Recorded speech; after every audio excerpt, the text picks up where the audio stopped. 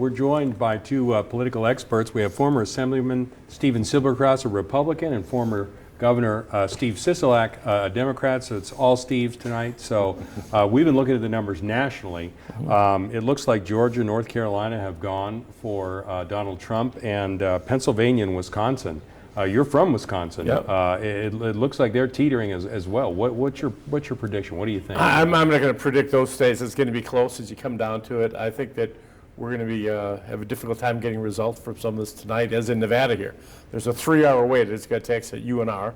There's a couple-hour wait in Nye County, so I wouldn't expect there to be any results in Nevada tonight. I think the same is going to be true across the country. I mean, Nevada, we've got 13,000 votes that need to be cured. So these races aren't decided by 13,000 votes sometimes. So it could be a couple days before we get a final result. Yeah, absolutely. We'll stock up on It's going to be a lot closer than people thought. Stock up on the Red Bull tonight. Stephen, Republicans were ahead in Nevada, and it looks like they were ahead in some of these other states as well. Does this surprise you at all that President Trump, especially in Georgia, North Carolina? I mean, it's traditionally we're a fourth quarter team. We come out on election day in larger numbers, but what we've seen is a hard push to get mail-in ballots and early voting, and I think you're seeing the effect there. I mean, we've closed the distance, and it'll be interesting to see what the numbers today end up looking like. Yeah, the Republicans traditionally have not really emphasized mail, and in some cases have denigrated mail, basically saying don't do it, vote in person. Yeah. And this has really been a big change. It's a huge change. I think it's a strategical change, that they saw the effect that Democrats were running up the total ahead of time, and they said, look, we can't let him get any further ahead, and they participated in that process. So it's going to change how elections are run, and I'm surprised to see these lines. I mean, these are significant. 2-3 hour lines when you get to 7 o'clock is amazing. And I was at Allegiant today, and they had an incredible system over there. They had a lot of people voting, but there were no lines. I mean, they worked very, very well.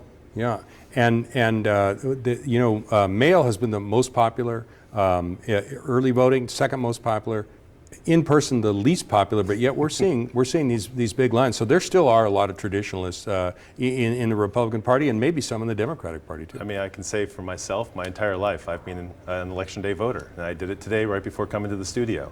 It's there's just something about showing up on the day and voting that I love. And I think you've got a lot of traditional voters that'll do that, but we've got lots of new voters coming in, and obviously making it easy and accessible for them. You know, there's something to be said about voting from the comfort of your own home, taking the time, really doing the research, and knowing what you're, who you're putting your support behind.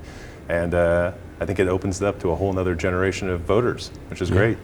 Absolutely, yeah. I know for myself, there were some races I found on my ballot. I didn't know who I was voting for, and I had to do research right there, which you can do there.